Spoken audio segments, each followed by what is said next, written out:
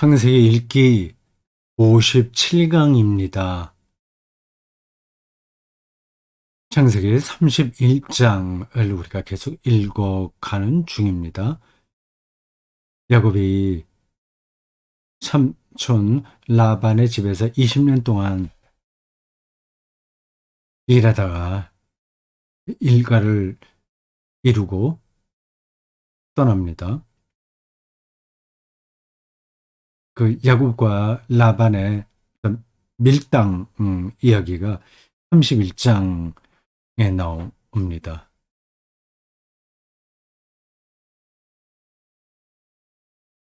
오늘 38절부터 읽기를 하는데 그 전에 앞에서 잠깐 나왔던 이야기를 짚어야 되겠어요. 그 르비딤 이야기 있죠.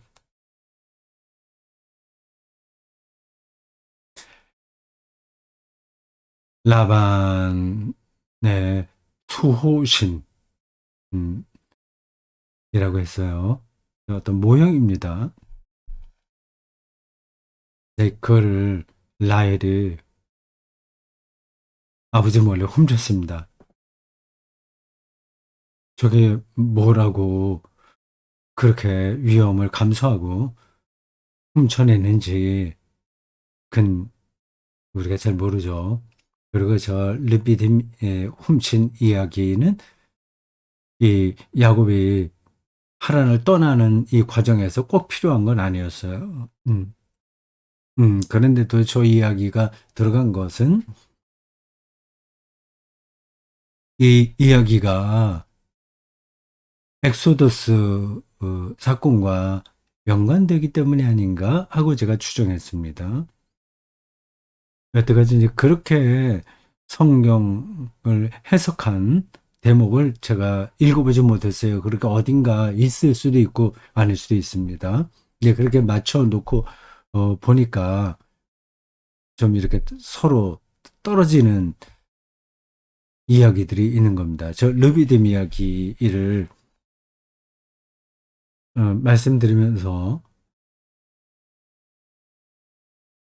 이스라엘 사람들이 애굽을 떠날 때 10가지 재앙이 내린 다음 결국 애굽 사람들이 저 유대인들 그냥 붙잡아 뒀다가는 우리 큰일 나겠다. 빨리 가게 내버려 둬라. 가게 해라. 그러한 주장을 하게 됐고 결국 거기서 떠날 수 있게 된 거 아닙니까? 근데 그 애굽 사람들의 맛배가 죽는 이야기하고 그리고 모든 짐승의 미안합니다. 표현이 잘못됐네요. 그 애굽 사람들이 가정에 큰아들이 죽고 각 짐승의 맛배가 죽는 일들이 있었잖아요. 그게 하나님의 10번째 재앙이라고 했습니다. 네. 실제로 그게 뭔지는 여러 가지로 우리가 생각해 봐야 되겠죠. 전염병이 확 돌았는지 모르죠. 뭐 요즘 우리도 지난 몇 년 동안 그 코로나 때문에 전 세계가 힘, 힘들었죠. 근데 어쨌든 10번째 재앙 그 이제 끝낸 다음에 애굽 사람들이 더 이상 이 유대인들을 붙들고 있으면 이건 국력 손실이고 우리 생존에 위태롭다 해서 내보내요. 그때 이스라엘 사람들이 그 애굽 사람들에게서 귀중품을 많이 얻어 나왔다고 제가 말씀드렸죠. 그 이야기가 바로 라헬이 아버지 라반 그 집에서 르비딤을 훔쳐낸 거하고 맞닿아 있다고 얘기를 했습니다. 그래서 그 출애굽기에 나오는 그 단락을 제가 아까 쉬는 시간에 찾아봤어요. 출애굽기 12장 36절입니다. 이렇게 나와요.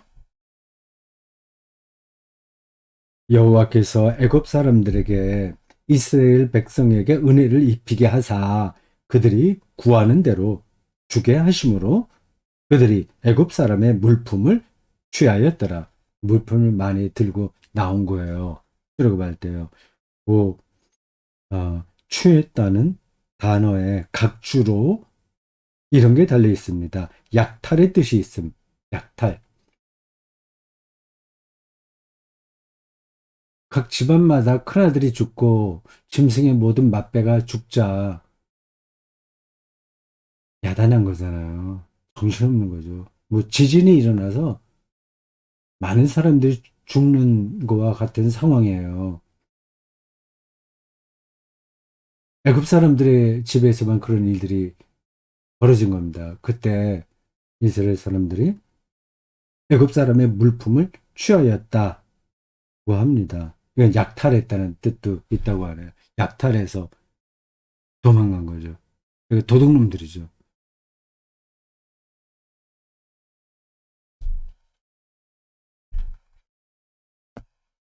제가 앞 시간에도 말씀드렸는데 성경은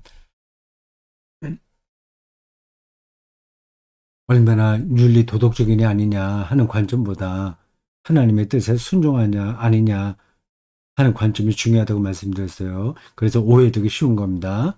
이 약탈했다는 뜻이 포함된 이 단어를 저기 저렇게 버젓이 사용하지 않습니까? 자기들을 해방시켜 준 것만 하더라도 고맙다고 생각해서 살짝 빠져나오면 되는데 큰아들이 죽고 짐승의 맛배가 죽는 그 어, 어, 재앙 속에 떨어진 사람들의 집에 가서 물품을 약탈해서 나온다고 하는 건 완전히 도둑질인 거죠. 그래도 그거를 잘했다는 뜻으로 그렇게 표현한 게 아니라 그런 방식으로 이제 극적으로 하나님께서 저들을 인도하신다는 얘기를 하려고 하는 겁니다. 그 뒤에도 보면 이 그 출애굽 사건에서 말이죠. 예, 여기 이제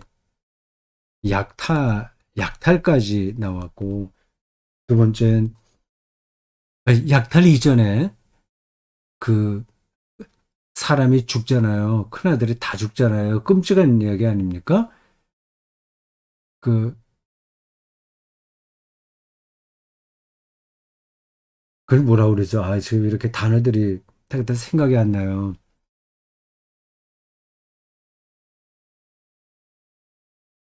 그, 가족 큰아들이 다 죽는단 말이에요. 그러니까 이거 끔찍한 재앙이 일어나요. 재앙. 끔찍한 재앙. 그런데다가 이스라엘 사람들 그들 약탈해요. 그리고, 어, 애굽 뒤쫓아오던 기마병들은 물속에 수장당합니다. 이러한 이제 그 비인간적인 그리고 참혹한 이런 재앙들까지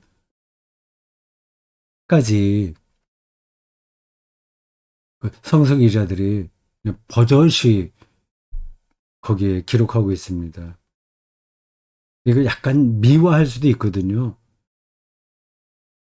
근데 그렇게 하지 않았습니다.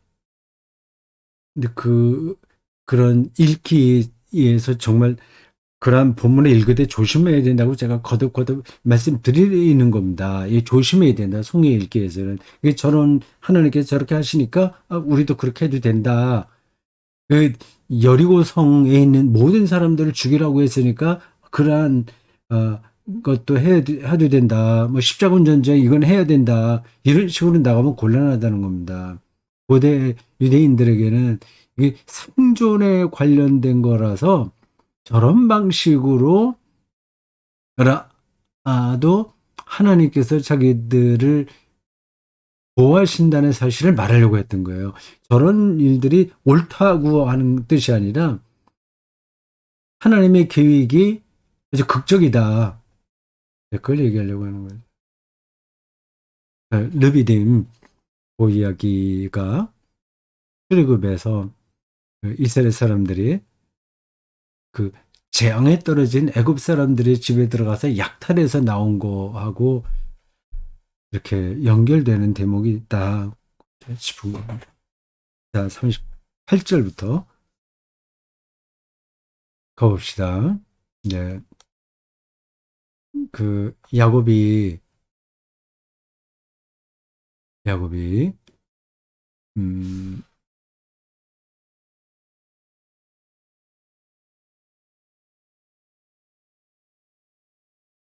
라반에게 음,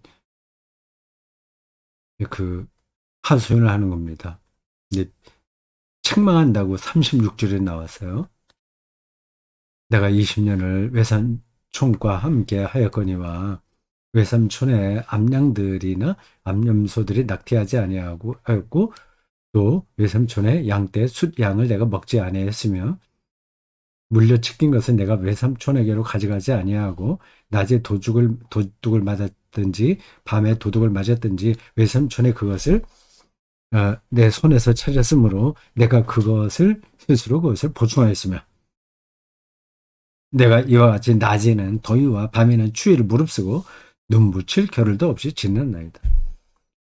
삼촌을 위해서 자기가 자기 몸을 사리지 않았다는 겁니다. 요즘도 어디 기업체에서 일하는 젊은 직원들이 저렇게 힘든가 보더라고요.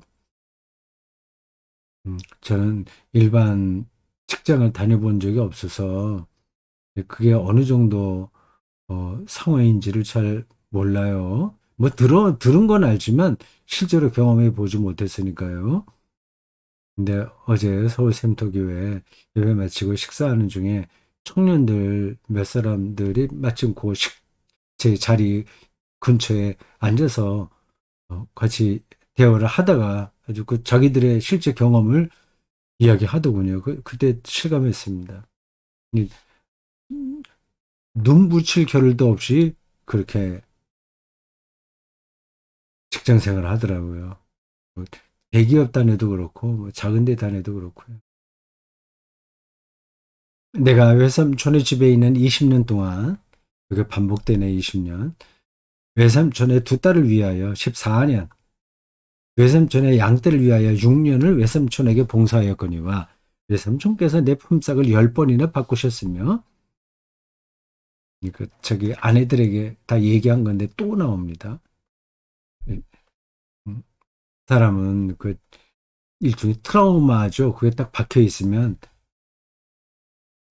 시도 때도 없이 그걸 막 배설하듯이 말할 수 있습니다. 옛날에 그 못된 시어머니가 며느리들을 구박할 때 그렇게 얘기하죠. 하던 얘기 또 하고 또 하고. 라떼 얘기하고요. 우리 아버지 하나님, 아브라함의 하나님, 곧 이삭의 경외하는 이가 나와 함께 계시지 아니하였다면 이런 게 핵심이죠. 외삼촌께서 이제 나를 빈손으로 돌려 보냈으리다마는 하나님이 내 고난과 내 손의 수고를 보시고 어젯밤에 외삼촌을 책망하셨나이다. 자, 이렇게 라반에게 그 야곱이 쏟아붓는 하소연이 끝났습니다. 이제 라반이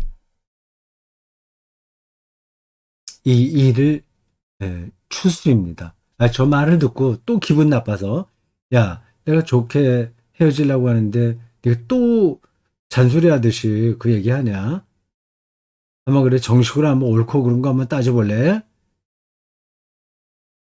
아니면 우리 형제들하고 너희 형제들하고 한번 전쟁을 하자는 얘기야? 뭐 이렇게 나갈 수도 있는데 그래도 라반은 어, 사람이 괜찮은 것 같습니다. 83절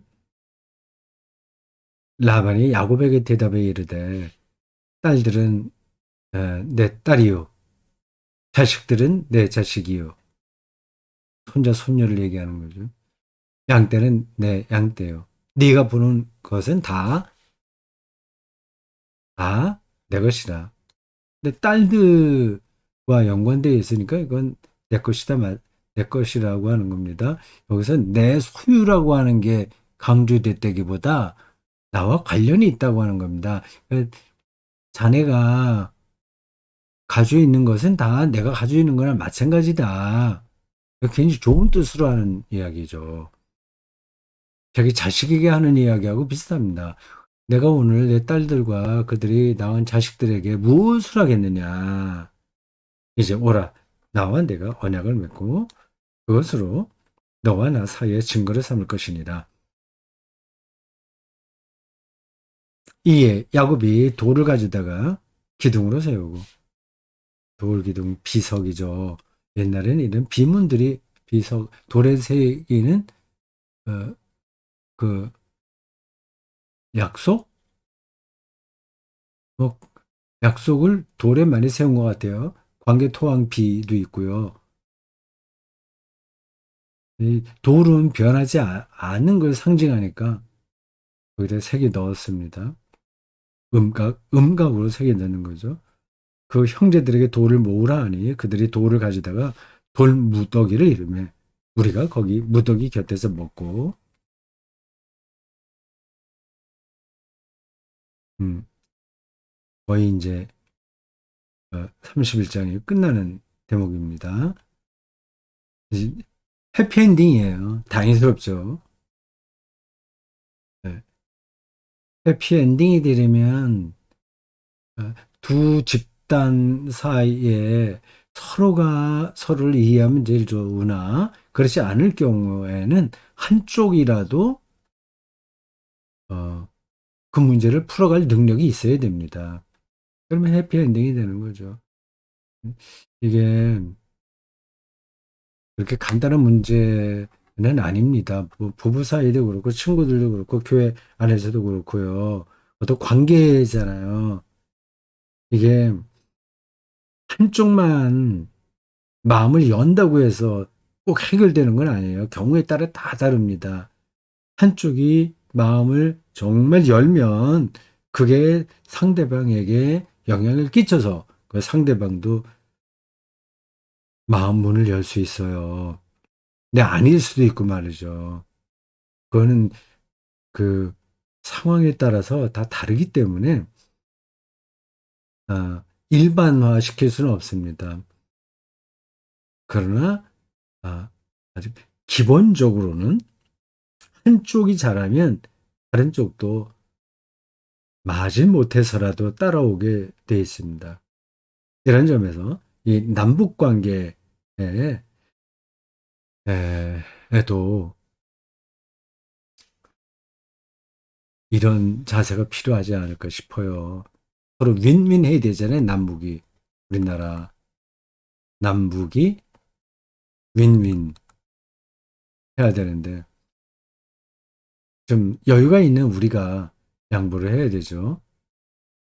그래서 저는 김대중 대통령의 그 햇빛 정책이라고 하죠.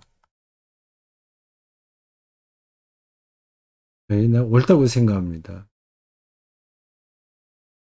여기에 얽힌 여러 가지 논란들이 있는 건 알아요.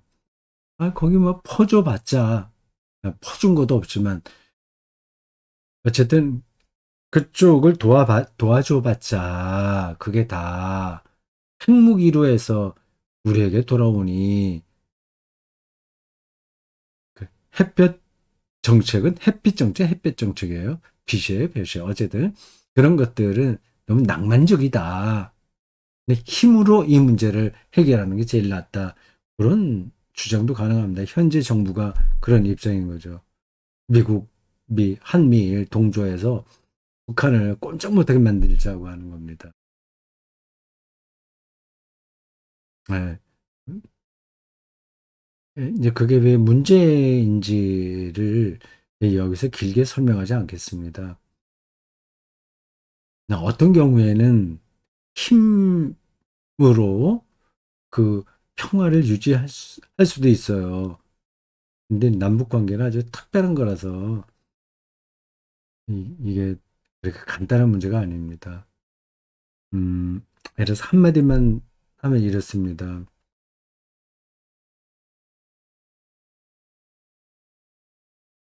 현재 북한 체제가 무너지면 우리가 흡수할 거라고 생각하는 사람들이 있는 것 같아요. 예, 김일성 왕조가 무너지기만 하면 이제 북한을 우리가 흡수해서 음, 통일 한반도를 이룰 수 있다고 생각하는 것 같아요. 그거는 전혀 그렇지 않습니다. 북한 체제, 현재 집권 체제가 위기에 처하면 그게 어떻게 될지 아시죠? 상식적으로 다 아는 겁니다. 중국하고 러시아, 이제 중국이죠. 러시아가 가만히 있습니다. 가만히 있겠어요? 특히 중국이 아마 중국하고 북한은 군사 동맹 관계에 있잖아요. 자동적으로 개입하게 되는 거죠. 그럼 이제 어떻게 됩니까? 중국하고 우리가 이제 직접 대면해서 전쟁 비슷한 거를 치르게 되는 거죠. 북한 체제가 무너지면 중국 군인이 군사 군대가 북한에 진입 들어올 겁니다.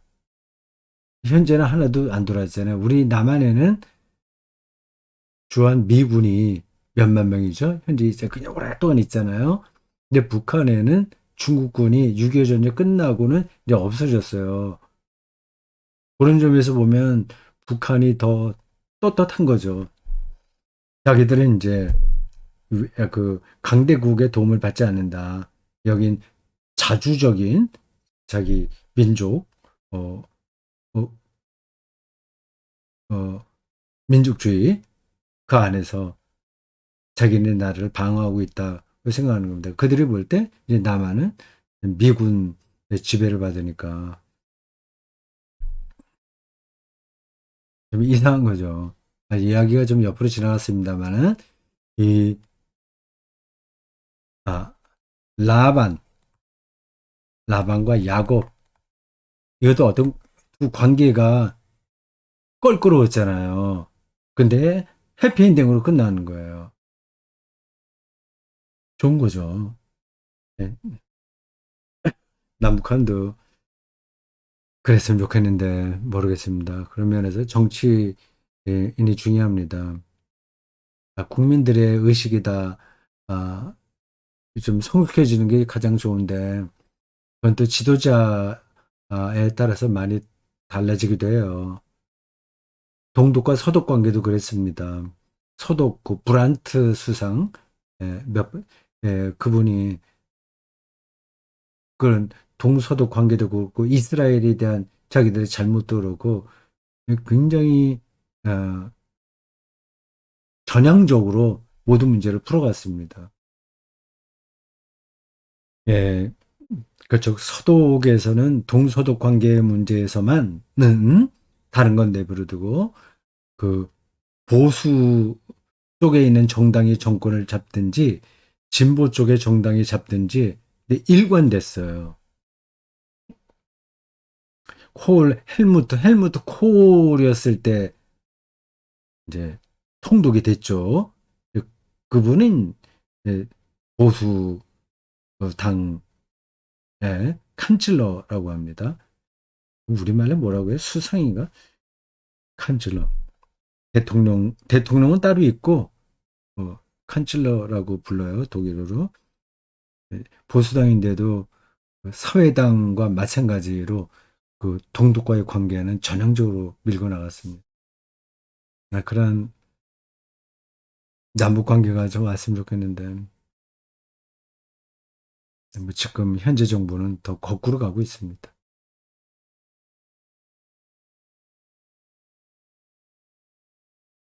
무더기 곁에서 먹고 라반은 그것을 여갈사두다. 발음도 이상하여 불렀고 야곱은 그것을 갈렛이라 불렀으니 이 같이 먹고 마시고 축제를 연 거예요.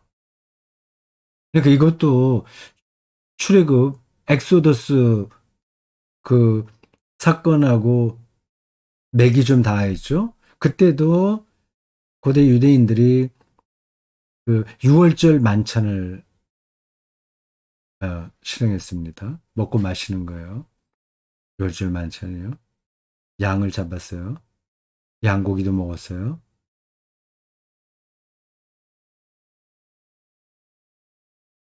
48절 라반의 말에 오늘 이 무더기가 너와 나의 사이에 증거가 된다 하였으므로 그 이름을 갈레시라 불렀으며 또 미스바라 했으니 미스바가 여기도 나오네요. 미스바 이건 후대에 와서 굉장히 유명한 지명이 되는데 미스바 지금 제가 자신 있게 설명할 수가 없네요. 그래서 그 영적인 대부흥이 일어난 각성 운동이 일어난 그것을 가리켜서 그 미스바 뭐라고 하죠. 하였으니 이는 그 미스바가 바로 지금 여기 미스바인지는 제가 잘 모르겠습니다. 이는 그의 말에 우리가 서로 떠나 있을 때 여호와께서 나와 너 사이를 살피시옵소서 합니다. 그래서 여호와께서 이렇게 얘기하는데 근데 그 라반은 르비딤을 집에 모실 정도로 그 토착 신앙에 쩔어 있던 사람인데 갑자기 여호와 어쩌고 저쩌고 얘기하니까 좀 앞뒤가 맞지 않는 것 같아요. 라반은 여호와 하나님 신앙하고는 그 거리가 먼 사람이라고 보는 게 맞을 겁니다. 만일 네가 내 딸을 박대하거나 내 딸 외에 다른 아내들을 맞이하면 우리와 함께 할 사람은 없어도 보라 하나님이 나와 너 사이의 증인이 되시느니라 함이었더라. 야 완전히 장인 어른이 여기 서위될 젊은 친구에게 부탁하는 거하고 비슷한 내용이에요. 지금 이런 정도 됐으니까 둘 다 마음이 완전히 이렇게 잘 풀린 겁니다. 정말 해피엔딩, 윈윈 그런 이야기가 되었습니다. 라반이 또 야곱에게 이르되 내가 너와 너 사이에 둔 이 무더기를 보라. 또 이 기둥을 보라. 이 무더기가 증거가 되고 이 기둥이 증거가 되나니 내가 이 무더기를 넘어 내게로 와서 해야지 않을 것이요. 어떤 뭐 휴전 조약하고 비슷해요. 네가 이 무더기, 이 기둥을 넘어 내게로 와서 해야지 아니할 것이라. 네. 전쟁을 하다가 휴전하고 맺은 조약, 세리머니처럼 보입니다. 아브라함의 하나님, 나홀의 하나님, 네, 나홀,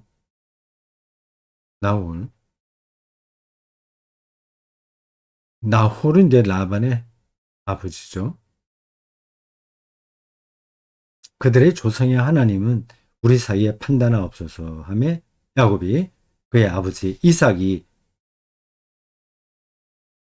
경외하는 일을 가리켜 맹세하고 아브라함의 하나님이 있고 나홀의 하나님이 있고 이삭의 하나님이 있고 각각 그 조상들의 이름을 빌려서 하나님을 이야기합니다. 이게 어, 유대교가 역사에 자리를 잡는데 이제 초기 전승에 속하는 거죠. 그렇게 조상의 하나님으로부터 시작해서 점점 보편적 그 차원의 하나님으로 발전합니다. 54절 야곱이 또 산에서 제사를 드리고 형제들을 불러 떡을 먹이니 그들이 떡을 먹고 산에서 밤을 지내고 제사와 떡, 빵, 먹을거리, 성찬이시 다 연관되는 거예요. 같이 먹고 마신다는 것은 특별한 의미가 있습니다. 그리스도인들에게 성찬식은 마지막 그, 그 어린 양 혼인잔치에 참여하는 것에 대한 그 희망을 거기서 발견하는 거죠. 그 약속이 거기서 한 번 더 확인되는 겁니다. 라반이 아침에 일찍 일어나 손자들과 딸에게 입 맞추며 그들에게 축복하고 고향으로 돌아갔더라. 요렇게 이제 라반과 야곱의 밀당은 해피엔딩으로 끝났습니다. 이제 야곱에게 남은 문제는 고향에 있는 형과의 화해예요. 참 야곱의 신세가 참 그렇습니다. 라반과도 그 뭉쳤던 문제들을 풀어야 됐고 이제 형 에서와의 관계, 원한 관계라고 거의 할 수 있는 그것도 풀어야 됩니다. 거의 기다리고 있어요. 그건 다음 강의에서 보도록 하겠습니다. 수고하셨어요.